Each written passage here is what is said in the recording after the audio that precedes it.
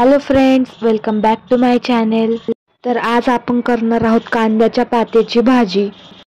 त्यासाठी आपण 6 ते 7 अशा मिरच्या घेतल्या आहेत, 7 ते 8 लसणाच्या पाकळ्या आणि थोडंसं जिरं.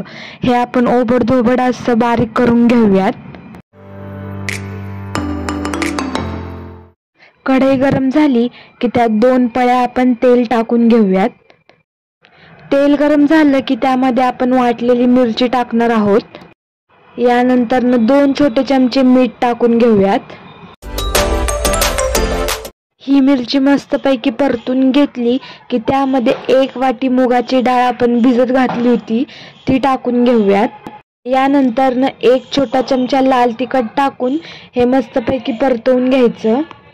आपण कांद्याची पात बारीक चिरून घेतलेली आहे ती आता आपण यामध्ये टाकून 2 ते 3 मिनिटं परतवून घेऊयात.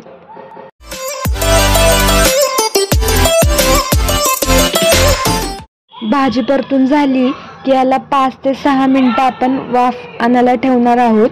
5 ते 6 मिनिटानंतर ह्याला वाफ येते. यानंतर आपली भाजी खाण्यासाठी तयार झाली आहे. तर कशी झाली ही कमेंट बॉक्समध्ये नक्की सांगा.